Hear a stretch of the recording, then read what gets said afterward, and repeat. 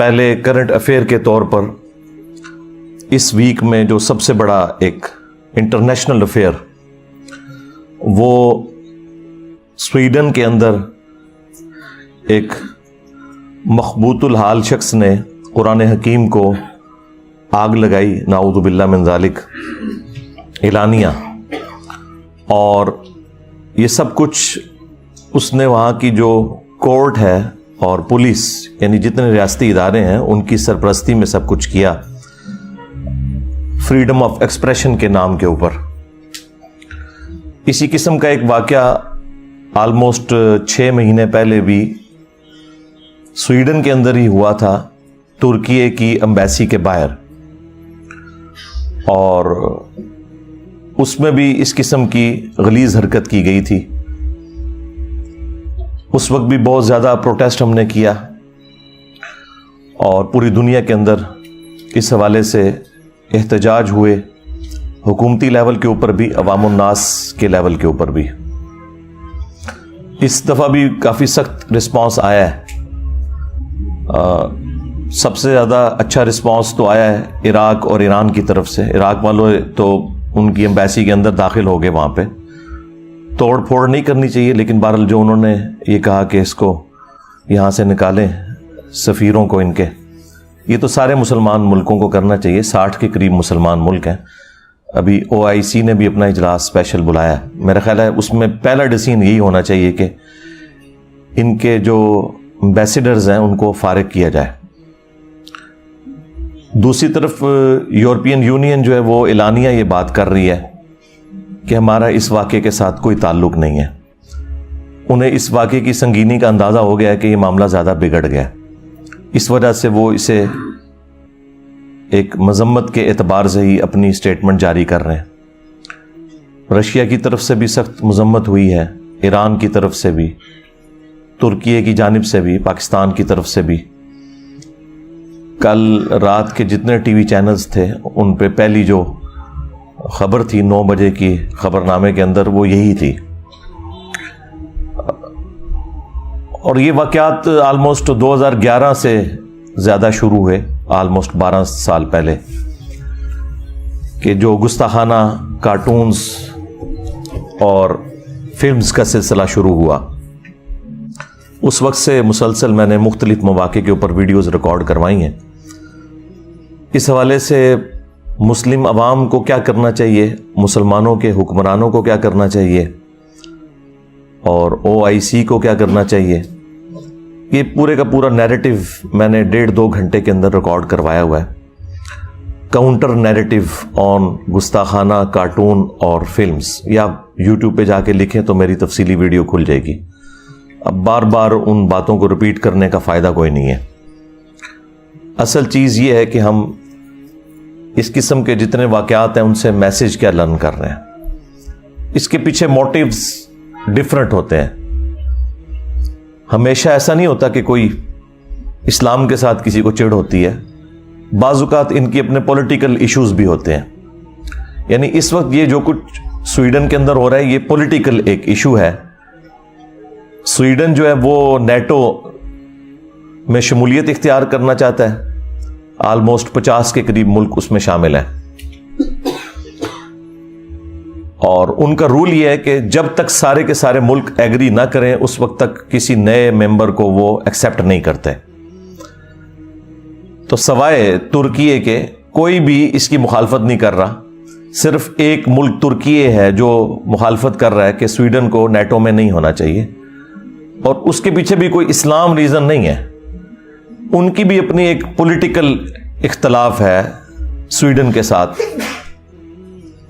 اسلام اس میں دور دور کہیں موجود نہیں ہے، لیکن چونکہ ترکی کا ایک آفیشل ایک سمجھ لیں ریلیجن اسلام ہے، تو وہ اسلام خواہ بیچ میں ایک تختہ مشق بنا ہوا ہے۔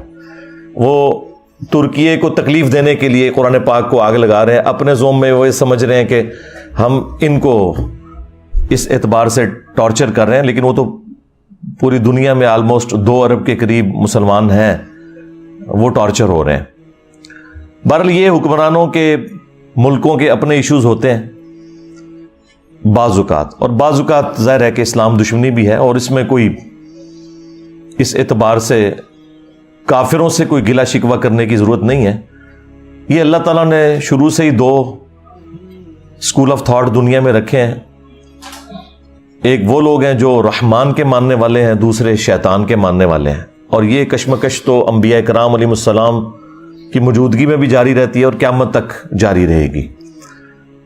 اس میں ہم نے یہ دیکھنا ہے کہ ہم اپنی رسپانسبلٹی کیا پوری کر رہے ہیں. یہ بار بار کہنا کہ کافر مسلمانوں کے خلاف سازش کر رہے ہیں، تو کافروں کو سازش ہی کرنی چاہیے. مسلمان اس چیز کا رونا تو نہیں روئیں گے کہ یہ ہمارے خلاف سازش کیوں کر رہے ہیں. وہ ان کا کام ہے، انہوں نے کرنا ہے. آپ کے ذمے اللہ تعالیٰ نے جو کام کیا ہے وہ آپ نے کرنا ہے، جو معذرت کے ساتھ ہم لوگ نہیں کر رہے. اس وقت پوری دنیا کے اندر جتنے بھی مسلمان روڈز پہ احتجاج کے لیے نکلے ہوئے ہیں، خواہ وہ غلط طریقے سے احتجاج کر رہے ہیں یا صحیح طریقے سے، ان سب مسلمانوں سے میرا سوال ہے، ایک ہی سوال: کیا اس کتاب قرآن کے ساتھ آپ کی محبت جذباتی محبت ہے، جو ایک ہندو کو بھی اپنی کتاب سے ہے، ایک کرسچن کو بھی اپنی کتاب سے ہے، ایک یہودی کو بھی اپنی کتاب سے ہے، ایک سکھ کو بھی اپنی کتاب سے ہے؟ تو وہ تو تمام ریلیجن کے ماننے والے لوگوں کو اپنی کتابوں کے ساتھ جذباتی محبت ہے.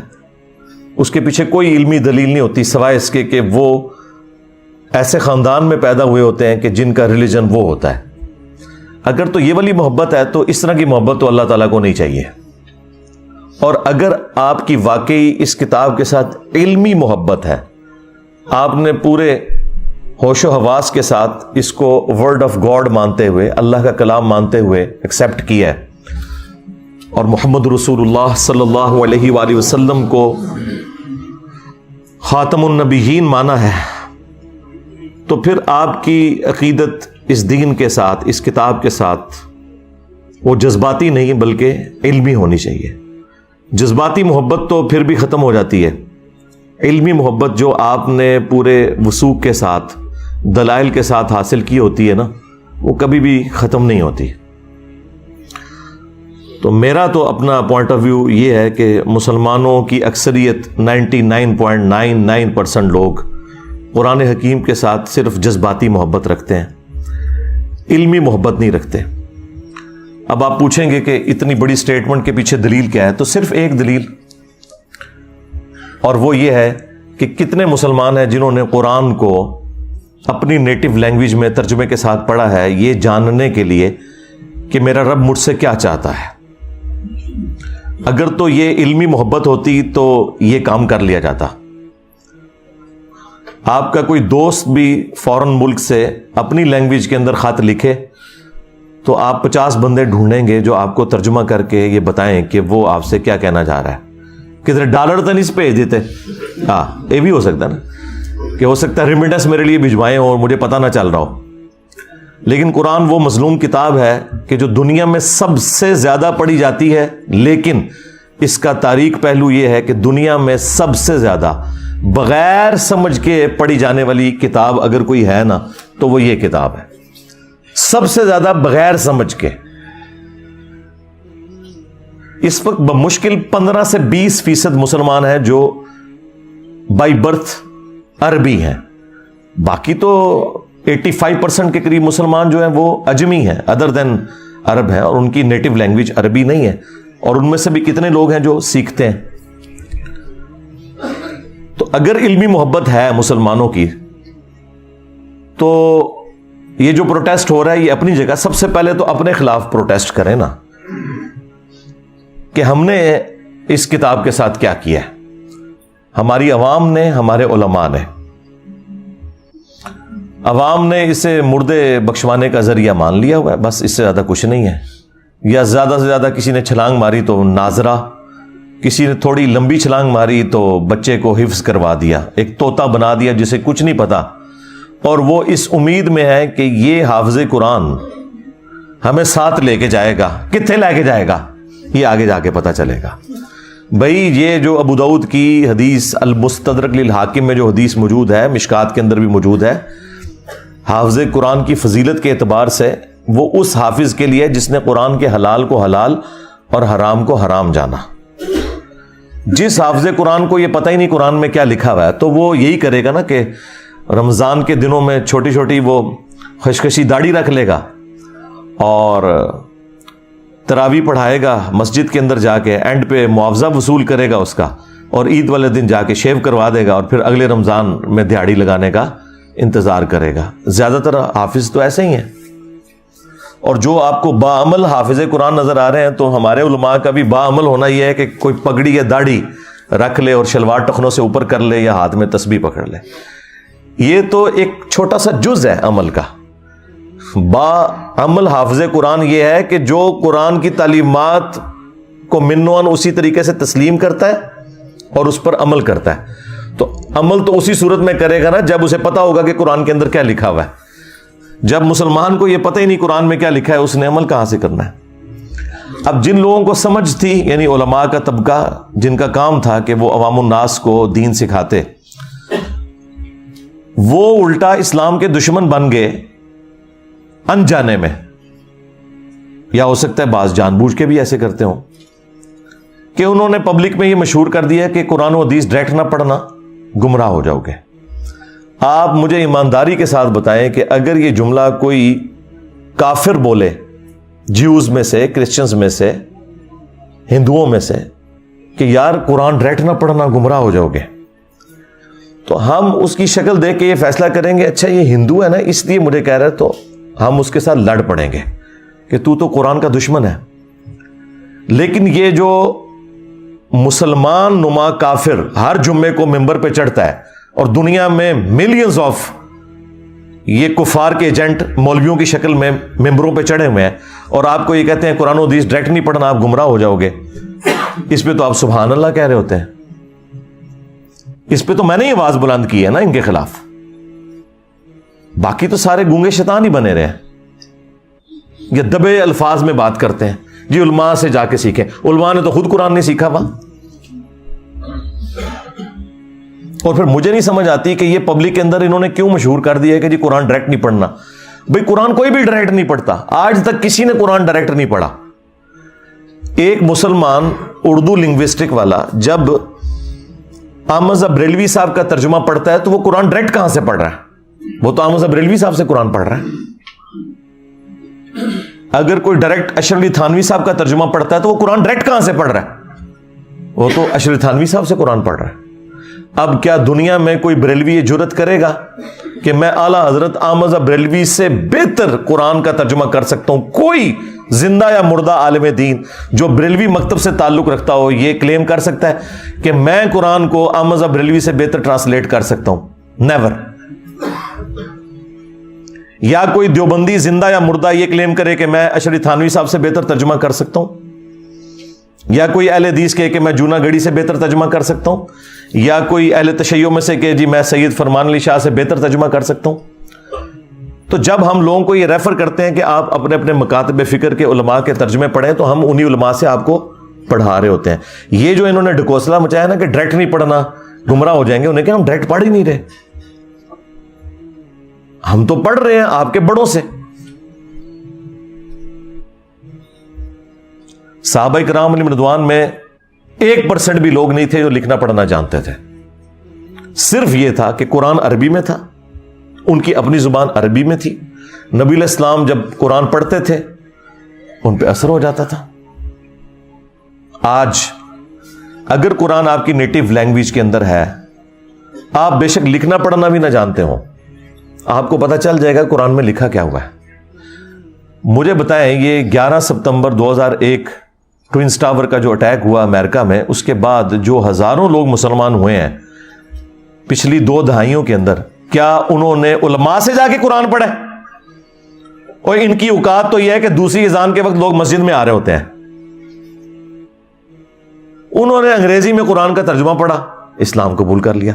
اور پھر ان میں سے کئی لوگ ہیں جنہوں نے باقاعدہ پھر اسلام کے دفاع میں کتابیں لکھی, اور یہاں بڑے بڑے علماء بڑے فخر سے بتاتے ہیں کہ دیکھیں جی یہ فلاں انگریز ہے, اس نے نبی صلی اللہ علیہ وآلہ وسلم کے حق میں یہ کتاب لکھی ہے. اب انہی علماء سے پوچھیں کہ بھئی اس کے پاس تو ڈگری نہیں ہے, تم اس کی تعریف کیوں کر رہے ہو؟ وہ کہتے ہیں ڈگری چھوڑیں, بات بڑی اچھی کی ہے, کیونکہ اس کے نام کے ساتھ انجینئر تو نہیں نہ آتا. ہاں بس چپ کتے رہو, انجینئر آئے گا پھر دیکھ لیں گے. دیکھیں آپ لوگوں کو میں چھوٹی چھوٹی ایسی چیزیں بتاتا ہوں جس سے آپ کا دماغ کھلے, کہ جب آپ غیر مسلموں کی مثالیں دیتے ہیں کہ فلاں نے نبی الاسلام کی شان میں یہ کتاب لکھ دی, فلاں نے یہ لکھ دی, تو یار وہ کوئی ڈگری والے لوگ ہیں؟ نہیں, انہوں نے قرآن بھی اپنی نیٹو لینگویج میں اسٹڈی کیا ہوتا ہے, لیکن چونکہ وہ پوری نیک نیتی کے ساتھ یہ کرتے ہیں, اللہ تعالیٰ انہیں اسلام تک بھی پہنچا دیتا ہے. کئی ایسے لوگ بھی ہوتے ہیں اور ان کی ورکنگ آپ کو نظر آتی ہے اور آپ کوٹ کرتے ہیں, ان کے ساتھ کی ورکنگ آپ کے لوگ نہیں کر سکتے. اور یہی حال یہاں پر بھی ہے. جن لوگوں کو اللہ تعالیٰ نے قرآن کی خدمت کے لیے اٹھایا, آپ دیکھ لیں سارے کے سارے نان مولوی ہیں, چاہے مولانا مودودی رحمہ اللہ ہوں, ڈاکٹر اسرار صاحب رحمہ اللہ ہوں, احمد دیدار صاحب رحمہ اللہ ہوں. یہ سب کے سب لوگ اس مدرسہ سسٹم کی آؤٹ پٹ نہیں ہے, خدمت اللہ تعالیٰ نے ان سے لی ہے. تو یہ جو علماء ممبروں پہ چڑھ کے آپ کو یہ کہہ رہے ہیں کہ قرآن و حدیث ڈائریکٹ نہ پڑھنا, گمراہ ہو جاؤ گے, ان سے بڑا اسلام کا دشمن کون ہو سکتا ہے؟ ہم کس حوصلے کے ساتھ ان کی یہ باتیں سن لیتے ہیں. ویسے تو لاجیکلی یہ غلط بول رہے ہوتے ہیں, لیکن ان کے یہ الفاظ کیا قابل گرفت نہیں ہے کہ تم اسلام کی پیٹھ میں چھرا گھونپ رہے ہو؟ اصل میں یہود و نصارہ کے کفار کے ایجنٹ یہ لوگ ہیں جو آپ کے ممبروں پہ بیٹھے ہوئے ہیں کہ جی قرآن و حدیث ڈائریکٹ نہیں پڑھنا. اور یہ کہہ رہے کیوں ہیں؟ ان کو پتا ہے کہ ان کے فرقے کا کوئی عقیدہ قرآن و سنت کے مطابق نہیں ہے. انہیں فوراً فکر لگ جاتی ہے کہ اگر کسی نے قرآن ترجمے سے پڑھا تو پھر مرے ہوئے بزرگوں کو, بابوں کو پکارنا چھوڑ دے گا, ایک اللہ کا پکارنے والا وہ بن جائے گا. ایاک نعبد و ایاک نستعین. انہیں یہ فکر لگ جاتی ہے کہ اگر اس نے صحیح بخاری اور صحیح مسلم پڑھ لی تو اسے تو پتہ چلے گا کہ نماز کا طریقہ تو ایک ہی لکھا ہوا ہے تمام کتابوں کے اندر, سنی ہو یا شیعہ. اور سنیوں کی بھی ٹاپ آف لسٹ جو کتابیں بخاری اور مسلم, اس میں تو نماز کا طریقہ رکوع میں جاتے وقت اور رکوع سے اٹھتے وقت رفع الیدین کے ساتھ لکھا ہے. تو میں پھر اس کو کیسے سنبھالوں گا؟ یہ تو آگے مجھ سے پوچھے گا کہ بخاری مسلم تمہارے مدارس میں اگر پڑھائی جا رہی ہے تو تم لوگ نماز سنت کے مطابق کیوں نہیں پڑھ رہے؟ یہ پیچھے ریزن ہے, ان کے چندے بند ہو جائیں گے. یہ آپ کو کبھی بھی قرآن و حدیث ڈائریکٹ نہیں پڑھنے دیں گے. اسلام کے ساتھ دشمنی یہ لوگ کر رہے ہیں, قرآن کے بڑے دشمن یہ ہیں. اور پھر دیکھیں کیسی دشمنی ہے ان کی. آپ کو یہ قرآن کے حوالے سے بجائے یہ بتانے کے کہ یہ کتاب ہدایت ہے, آپ کو یہ بتائیں گے جی قرآن میں تو لکھا ہے کہ قرآن پڑھ کے لوگ گمراہ بھی ہو جاتے ہیں. استغفر اللہ.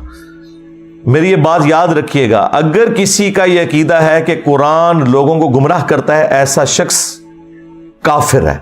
اس کے کفر میں شک کرنے والا بھی کافر ہے. مسلمان کا یہ عقیدہ ہو ہی نہیں سکتا کہ یہ کتاب گمراہ کرتی ہے, ورنہ ہم غیر مسلم کو یہ کہیں گے کہ بھائی یہ لو کتاب پڑھو, گمراہ بھی ہو سکتے ہو, ہدایت بھی پا سکتے ہو, آگے تمہاری اپنی مرضی ہے. اوکے جی کول ہی رکھو. ہاں لاجیکل. آج اگر کوئی غیر مسلم اسلام قبول کرنا چاہے یا اسلام کو اسٹڈی کرنا چاہے اور ہم سے پوچھے بتاؤ تمہاری کتاب کون سی ہے, ہم اسے قرآن دیتے وقت یہ کہیں گے کہ یہ ہماری کتاب ہے, لیکن 50-50 چانسز ہیں, گمراہ بھی ہو سکتے ہو, ہدایت بھی. کہ جی کول ہی رکھو. اور اگر کوئی میرے جیسا مسلمان وہ یہ کہے کہ یہ ہماری کتاب ہے, اسے پڑھو, یہ سراپا ہدایت ہے, اور آگے سے اگر وہ انگریز پوچھ لے کہ کیا تو نے بھی یہی قرآن پڑھ کے اپنے عقیدوں کی اصلاح کی تھی, تو 99% مسلمان جو ہے نا اس کا منہ دیکھیں گے کہ نہیں. پھر وہ آگے سے اگر یہ پوچھ لے کہ اگر تو نے اس کتاب سے ہدایت حاصل نہیں کی ہے تو مجھے کیوں مشورہ دے رہا ہے, تو ہمارے سر شرم سے جھک جائیں گے. قرآن میں کہیں نہیں لکھا یہ قرآن گمراہ کرتا ہے. وہ ایک جملہ, جس طرح میرے کلپ یہ چھوٹے چھوٹے کاٹتے ہیں نا, یہ اللہ کا کلپ کاٹا ہوا ہے ان مولویوں نے. یہ مولوی اتنے ظالم ہیں کہ یہ اللہ کے بھی کلپ کاٹتے ہیں. یضل بہ کثیرا ویہدی بہ کثیرا. یہ اللہ کا کلپ انہوں نے قرآن سے کاٹا ہے. قرآن میں یہ نہیں لکھا ہوا تھا کہ یہ کتاب گمراہ کرتی ہے. قرآن میں تو یہ لکھا تھا کہ اللہ تعالیٰ اس بات سے حیا محسوس نہیں کرتا کہ وہ بات سمجھانے کے لیے مچھر کی مثال دے یا اس سے بھی کسی حقیر چیز کی. اس کا مقصد بات سمجھانا ہے. لیکن جو واقعی بات ماننے والے ہوتے ہیں اللہ تعالیٰ فرماتا ہے کہ وہ یہ جانتے ہیں کہ یہ قرآن اللہ تعالیٰ کی طرف سے حق ہے. اور جو بات ماننے والے نہیں ہوتے وہ اس میں کیڑے نکالتے ہیں اور وہ کہتے ہیں کہ اللہ نے قرآن میں یہ مثال کیوں بیان کی, سورۃ الحج میں مکھی کی بیان کر دی, سورہ العنکبوت میں مکڑی کی بیان کر دی. تو اللہ تعالیٰ تو اتنی بڑی ہستی ہے تو یہ چھوٹی چھوٹی مثالیں کیوں بیان کرتا ہے؟ تو اس کے جواب میں اللہ تعالیٰ نے فرمایا کہ جو اہل ایمان ہے وہ تو جانتے ہیں کہ یہ حق ہے تیرے رب کی طرف سے, کیونکہ اس کا مقصد بات سمجھانا ہے. اچھا استاد وہ ہوتا ہے جو اسٹوڈنٹ کے لیول پہ اتر کے بات کو سمجھاتا ہے, اپنے علم کا روب نہیں ڈالتا موٹے موٹے الفاظ بول کے. لیکن یہ لوگ جو ہیں ان کے لیے پھر اللہ تعالیٰ کہتا ہے تمہارے لیے جواب یہ ہے کہ یضل بہ کثیرا ویہدی بہ کثیرا. اللہ تعالیٰ اس کتاب کے ذریعے گمراہ کر دیتا ہے بہت سے لوگوں کو. کن لوگوں کو؟ کہ جو نہیں مانتے کہ یہ اللہ کا کلام ہے اور جو اللہ کی مثالوں کے ساتھ ایگری نہیں کرتے, اور ہدایت دے دیتا ہے بہت سے لوگوں کو. وما یضل بہ الا الفاسقین, اور اس سے گمراہ نہیں ہوتے مگر جو فاسق ہیں, 2 نمبر لوگ جو اترے میں ہیں. اس کو مثال سے سمجھیں کہ ایک ہی بارش ہے, وہ اگر گندگی کے ڈھیر پر برسے گی تو وہاں سے تعفن نکلے گا, اور اگر مٹی پہ برسے گی وہاں سے پھول اور پودے نکلیں گے. تو اللہ تعالیٰ فرما رہا ہے کہ جو یہ قرآن کو تانا دیتے ہیں نا کہ قرآن میں چھوٹی چھوٹی مثالیں کیوں آئی ہیں, تو اللہ تعالیٰ فرمایا کہ جو اہل ایمان ہے وہ تو جانتے ہیں کہ اللہ بات سمجھانا چاہ رہا ہے, اور تم چونکہ بات نہیں سمجھنا چاہ رہے تو یہ اسی لیے نازل ہوئی ہے تاکہ تم اس میں کیڑے نکالو اور گمراہ ہو جاؤ. یہ بات اللہ تعالیٰ نے تانے کے طور پر, ٹونٹ کے طور پہ کی تھی, نہ کہ یہ بتایا تھا کہ قرآن گمراہ کرتی ہے. اللہ نے کہا کہ جو قرآن کو نہیں ماننا چاہتا وہ گمراہ ہو جائے گا, اور جو قرآن کو ماننا چاہتا ہے وہ ہدایت پا جائے گا, یہ بتایا ہوا تھا. اس کو انہوں نے کہہ دیا قرآن گمراہ کرتا ہے. نعوذ باللہ, یہ تو لکھے نہیں. یضل بہ, اللہ نے اس مثال کے ساتھ بہت سے لوگوں کو گمراہ کر دیا. کن کو گمراہ کر دیا؟ جو لوگ اس مثال کو نہیں ماننا چاہتے, چھوٹی چھوٹی مثالوں کو, اور بہت سے لوگوں کو ہدایت مل گئی. جس طرح قرآن میں کئی جگہ ہے کہ جب قرآن نازل ہوتا ہے تو جو اہل ایمان ہے ان کا ایمان بڑھتا ہے. جب کافر ان سے پوچھتے ہیں کہ یہ آیات نازل ہونے سے کیا ہوا, تو اللہ تعالیٰ فرماتا ہے کہ اہل ایمان تو کہتے ہیں ہمارا ایمان بڑھتا ہے اس سے, یعنی جو بات ماننے والے ہیں ان کا ایمان بڑھے گا. اگر کسی کا ایمان نہیں بڑھ رہا اور وہ کہہ رہا ہے میں اس سے گمراہ ہو رہا ہوں, تو اس کا مطلب یہ ہے کہ وہ تو ایمان والا ہی نہیں, اور یہ زیادہ تر مسلمان ہی کہتے ہیں. تو اپنے ایمان کی فکر کرو. پھر دوسری مثال آپ کو دیتے ہیں سورہ الجمعہ سے. وہ کہتے ہیں کہ جی سورہ الجمعہ میں اللہ تعالیٰ نے فرمایا ہے علماء یہود کی مثال گدھوں کی سی ہے, جس طرح گدھے پر کتابیں لاد دی جائیں. تو یہ کوئی کتابیں سامنے رکھ کے یا کتابیں پڑھ کے کوئی بندہ عالم نہیں بن جاتا. یہ تو اللہ تعالیٰ نے گدھوں کی مثال بیان کی ہے. حالانکہ یہ انہی کو ہی اللہ تعالیٰ نے گدھوں سے مثال دی ہے کہ جو لوگ کتابیں صرف سامنے رکھتے ہیں پڑھتے نہیں, ان کے شوکیسوں میں سجی ہوئی ہوتی ہیں. کیوں؟ گدھے پہ اگر آپ کتابیں لاد دیں تو گدھا کتاب کا صرف بوجھ اٹھا سکتا ہے, پڑھ نہیں سکتا. تو اللہ نے علماء یہود کو کہا کہ تم نے بھی ان کتابوں کا بوجھ اٹھایا ہوا تھا کئی صدیوں سے, تمہیں پتا تھا کہ اس کتاب کے اندر آخری پیغمبر کی پیشگوئیاں لکھی ہیں, لیکن جب وہ پیغمبر آئے ہیں تم ان کے انکاری ہو گئے ہو. تو تمہاری مثال ان گدھوں کی سی ہے کہ جن پہ کتابیں لدی ہیں, تم نے وہ کتاب پڑھ کر اس پیغمبر کو نہیں پہچانا. کتاب پڑھنے والوں کو تانا نہیں دیا اللہ نے, نہ پڑھنے والوں کو گدھے کا ہے, یعنی آپ کے بھی علماء کو جنہوں نے شوکیسوں میں سجائی ہوئی اور کہتے ہیں قرآن ڈائریکٹ نہ پڑھنا گمراہ ہو جاؤ گے. یہ مثال تو ان علماء کی بیان ہوئی بھی ہے کہ انہوں نے گدھے کی طرح بوجھ کتابوں کا اٹھایا. آج تک کسی نے بخاری مسلم سے نماز کا طریقہ نہیں اپنی پبلک کو بتایا, تو گدھو تم نے یہ بوجھ ہی اٹھایا ہوا ہے بخاری مسلم کا, اس پہ پڑھ کے عمل نہیں کیا. جس طرح علماء یہود نے نبی صلی اللہ علیہ وآلہ وسلم کی پروفیسیز دیکھ کر ان پر عمل نہیں کیا تھا, الٹا رسول اللہ کے مخالف بن گئے تھے. آج تم بھی اسلام کی پیٹھ میں چھرا گھونپ رہے ہو. یہ مطلب ہے اس کا. جی گدھوں کی مثال آئی ہے. اور گدھوں تمہاری مثال آئی ہوئی ہے. اور یہ گدھے کی مثال بخاری مسلم میں نبی الاسلام نے اپنے امت کے واعظین ان مولویوں کے بارے میں بھی فرمایا کہ میں نے کولو کا جس طرح گدھا ہوتا ہے نا, جس طرح بیل ہوتا ہے نا, اس طرح گدھا بھی ہوتا تھا اگلے زمانوں میں. اس طرح میں نے جہنم میں ایسے لوگوں کو جو لوگوں کو نیکی کا حکم کا کہتے تھے, خود کو نہیں عمل کرتے تھے, یعنی کہ مولوی طبقہ علامہ پاڑے والا, تو ان کو میں نے انتڑیوں کے گرد, اپنی انتڑیوں کے گرد جہنم میں چکر لگاتے ہوئے دیکھا ہے گدھے کی مانند. تو نبی الاسلام نے انہیں گدھے کی مثال بیان کیا ہے, قرآن نے بھی کیا ہے, نبی الاسلام نے بھی کیا ہے. قرآن نے تو علماء سو کو کتا کہا ہے. سورۃ الاعراف کی آیت نمبر 175 اور 176 میں بلعام بن باعورہ جو ایک یہودی عالم تھا, تفصیل اس کی المستدرک للحاکم میں موجود ہے, اللہ نے علم دیا تھا لیکن پستی میں گر گیا, دنیا کا کتا بن گیا. اچھا وہ چندوں کے چکر میں پڑ گیا, اللہ نے کہا کہ ہم نے اسے علم دیا تھا لیکن وہ دنیا کا طلبگار ہو گیا. اب اس کی مثال کتے کی سی ہے, جس طرح کتا ہر وقت زبان باہر نکالے ہوتا ہے, چاہے اس کے پیٹ میں کچھ ہو یا نہ ہو, اس پہ بوجھ ڈالیں نہ ڈالیں, اس کی رالیں ٹپکتی رہتی ہیں نا, اس طرح اس کی رالیں ٹپکتی ہیں. یہ چندہ بک لے کے پھرتا رہتا ہے آج کے دور میں. قرآن پہ, سنت پہ, انبیاء کرام علیہ السلام کی تعلیمات پر عمل کرنے والوں کو اللہ تعالیٰ نے کبھی بھی قرآن میں برا نہیں کہا, ہمیشہ ان کو کہا کہ جو نام لے کر اس پہ عمل نہیں کر رہے, یعنی علماء سو. پھر ابو داؤد کے اندر وہ حدیث موجود ہے کہ نبی علیہ السلام نے فرمایا میری امت میں ایسے فرقے پیدا ہوں گے, ان میں ایسی بدعات سرایت کر جائیں گی جس طرح ہلکا کتا, یہ ریبیز جو ہوتے ہیں, یہ کسی کو کاٹ جائے اور اس کے ایک ایک رگ و ریشے میں اس کا زہر پہنچ جائے نا, اس طرح میری امت میں ایسے فرقے ہوں گے کہ جن کے اندر بدعات کا زہر پہنچ جائے گا جس طرح کتا کاٹ جاتا ہے. اب میں آپ سے پوچھوں گا, یہ کون سا کتا ہے جو کاٹ جائے تو آپ کے جسم کے اندر مذہب کے پوائنٹ آف ویو سے نیگیٹو چیزیں انجیکٹ ہو جاتی ہیں؟ ظاہر ہے کسی کرکٹر, فٹ بالر, اسکواش کے پلیئر کے کاٹنے سے تو ایسا نہیں ہوگا, مولوی کے کاٹنے سے ہی ہوگا نا, کیونکہ دین کا کسٹوڈین اور دین سکھانے والا کون ہے؟ مولوی. تو یہ ہلکا کتا کون ہے؟ اور اگر آپ کو یقین نہ آئے تو آپ بریلویوں سے پوچھ لیں کہ دیوبندیوں کے علماء کیا ہیں, وہ کہیں گے بلعام بن باعورہ. ہاں, دیوبندیوں سے پوچھیں, کہیں گے بریلویوں کے علماء بلعام بن باعورہ.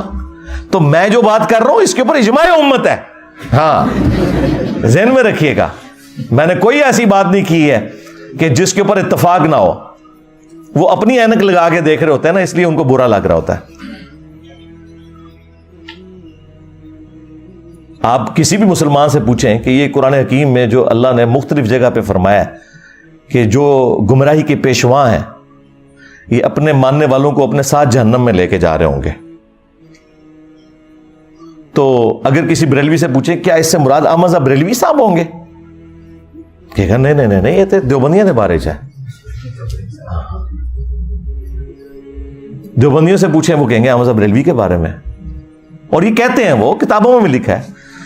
نہ تسلی ہو تو المحند علی المفند اور حسام الارمین پڑھ کے آپ دیکھ لیں. شیطانی لشکر کہہ دیا ہے, کتا تے شاہی کوئی نہیں, شیطانی لشکر. شیطان سے بڑا تو اللہ کا کوئی دشمن نہیں نا اس پلانٹ ارتھ پہ, اس کائنات کے اندر سب سے بڑا گمراہ شخص اگر کوئی ہے نا, شیطان ہے. تو یہ سارے ایک دوسرے کو کہتے ہیں, صرف ہم نے اس کو ایکسپوز کر دیا ہے پبلک کے سامنے کہ ان کا پوائنٹ آف ویو کیا ہے. آج بھی یہ لوگ سوچ رہے ہوں گے کہ دیکھو مسئلہ سویڈن ہی جو ہے تو انجینئر صاحب ساڑھے مگر پہ گئے ہیں. اس لیے پڑھے ہیں کہ بھائی ان کی دشمنی تو سب پہ عیاں ہے, پوری دنیا کے لوگ انہیں برا کہہ رہے ہیں. تم لوگ جو ہے نا عزتیں اویل کر رہے ہو اللہ رسول کے نام کے اوپر, تمہارے جو چہروں کے اوپر میک اپ ہے نا یہ تو میں نہیں اتارنا ہے نا, ان سے ہمیں کم تکلیف ہے. تم نے ہماری نسلیں خراب کر دی, ہمارے آباء و اجداد کو جہنم میں پہنچایا تم لوگوں نے. قرآن و سنت کے نام پہ جو تم بتاتے رہے, جو چورن بیچتے رہے, وہ ہمارے بڑے یہی سمجھتے رہے یہی قرآن و سنت میں لکھا ہوا ہے. اس نے تو دنیاوی طور پر قرآن کو آگ لگانے سے کیا قرآن ختم ہو جائے گا؟ زیادہ زیادہ ہمیں ایک تکلیف ہوئی ہے نا تو ہم اس کا اظہار کریں گے. تو مجھے بتائیں کتنے مسلمان ہیں جنہوں نے یہ آگ لگائے جانے والے واقعے کے بعد آ کے وی لاگ بنایا کہ ہاں بھائی آج کے بعد میں 5 وقت نماز پڑھوں گا, میں داڑھی رکھوں گا, اور آج سے ہی میں قرآن ترجمے سے پڑھوں گا, اور میں دیکھوں گا کہ میرے رب نے مجھ سے کیا کہا ہے, تم نے میری اس کتاب کو آگ لگائی ہے, میں آج سے اس کتاب کے مطابق عمل شروع کر دوں گا. ایک کوئی گل کر کے دسے, کوئی نہیں کرتا. نہ کوئی عالم نہ کوئی وائز کسی کو کہے گا کہ تم ایسا کرو, کیونکہ کتی چورا نہ رلی ہوئی ہے. ہاں, گھر کی حفاظت کے لیے کتا رکھا جاتا ہے نا, اگر وہ چوروں کے ساتھ مل جائے تو پھر اس گھر کی حفاظت نہیں ہوتی. آپ کے بھی یہ علماء سو جن کو قرآن میں کتا کہا گیا, جنہیں سنن نبی داؤد میں نبی علیہ السلام نے کتا کہا, جنہیں قرآن میں گدھا کہا گیا, جنہیں بخاری مسلم میں نبی علیہ السلام نے گدھا کہا, یہ بھی مل گئے ہوئے ہیں ان کے ساتھ. قرآن و حدیث ڈائریکٹ نہ پڑھنا گمراہ ہو جاؤ گے, قرآن و حدیث ڈائریکٹ نہ پڑھنا گمراہ ہو جاؤ گے. اور اس بات کے اوپر کسی کی جرت ہی نہیں ہوتی کہ بولے, کہ ان کو للکارے کہ یار یہ کیا بات تم کر رہے ہو, یہ اسلام کے ساتھ دشمنی کر رہے ہو. کیا یہ قرآن و حدیث میں کہیں لکھا ہوا ہے کہ قرآن و حدیث ڈائریکٹ نہ پڑھنا گمراہ ہو جاؤ گے؟ وہ ایک آیت تھی انہوں نے, جو میں نے اس کا بھی کھول دیا, کہ وہ اللہ تعالیٰ کا کلپ کاٹا ہوا ہے انہوں نے. اللہ نے کہا جو قرآن کو نہیں مان رہے وہ گمراہ ہو جائیں گے, اور جو اہل ایمان ہے وہ تو کہتے ہیں یہ حق ہے. یہ ساتھ ہی لکھا ہوا ہے اسی آیت کے اندر, یہ کلپ کاٹا ہوا ہے انہوں نے. پرانی عادتاں نے نا جی, پوتڑیاں دے وگڑے نے. انجینئر صاحب دے کلپ نہیں کاٹ رہے, انہوں نے اللہ دے بھی کلپ کٹے ہوئے نے. یضل بہ کثیرا. اور ظالم انسان, کیا تجھے قرآن میں یہ آیت نظر نہیں آئی تھی؟ شہر رمضان الذی انزل فیہ القرآن, رمضان کا مہینہ وہ ہے جس میں قرآن نازل ہوا. ھدی للناس, پوری انسانیت کے لیے ہدایت ہے. وبینات من الہدی, اور اس میں ہدایت کے روشن دلائل ہیں. والفرقان, اور یہ کتاب حق اور باطل میں تمیز کرنے والی کتاب ہے. ھدی للناس, پوری انسانیت کے لیے, مسلمان ہو یا کافر ہو. اور صحیح بخاری میں ہے محمد فرق بین الناس, محمد فرق ہے لوگوں میں حق اور باطل کے اندر.